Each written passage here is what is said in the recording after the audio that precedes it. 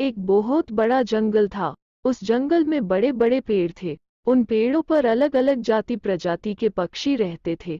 काफी दिनों से इस जंगल में सभी पक्षी एकजुट होकर खुशी के साथ रह रहे थे।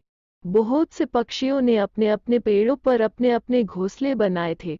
उन घोंसलों में एक चिड़िया और एक कौवे ने अंडे दिए थे। दोनों पक्षी बच्चे निकलने तक अपने अपने घोंसलों में अपने अपने अंडों की रक्षा करते हैं।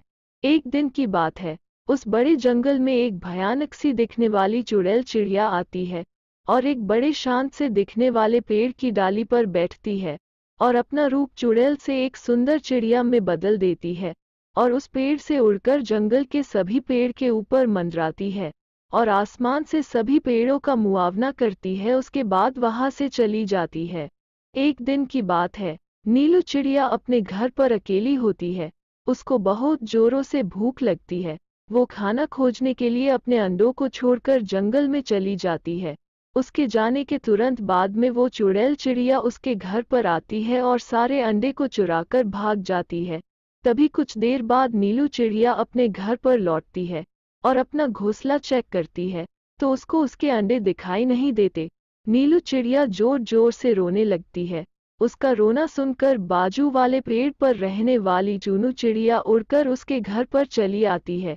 नीलू चिड़िया रो रो कर सारी आप बीती टूनू चिड़िया को बता देती है। तभी एक दिन कौवा दीदी अपने घर से दूर कुछ सामान लाने जाती है। तभी मौके का फायदा उठाकर वो डरावनी चिड़िया चुड़ैल रात के समय अपना भेष बदलकर उसके घर पर आती है और उसके भी सभी अंडे लेकर फरार हो जाती है। कौवे दीदी के घर पर आने के बाद जब उसे अपने अंडे दिखाई नहीं देते, तभी वो टूनू चिड़िया से पूछने चले जाती है। तब टूनू चिड़िया को यह बात समझ आ जाती है कि कोई तो है जो पक्षियों के अंडे चुरा रहा है। टूनू चिड़िया, कौवा दीदी और नीलू चिड़िया मिलकर उस अंडे चोर को पकड़ने का प्लान बनाते हैं और वो प्लान किसी को नहीं बताते। प्लान के मुताबिक टूनू चिड़िया बाजार में जाकर कुछ नकली अंडे लेकर आती है, उस अंडों में जहर मिला देती है और अपने घर में घोंसले में रख देती है। उसके बाद यह बात कौवा दीदी और नीलू चिड़िया को बता देती है। यह बात दोनों सारे जंगल में फैला देते हैं। यह बात उस चुड़ैल चिड़िया तक पहुंच जाती है। प्लान के मुताबिक तीनों छुपके से देख रहे होते हैं।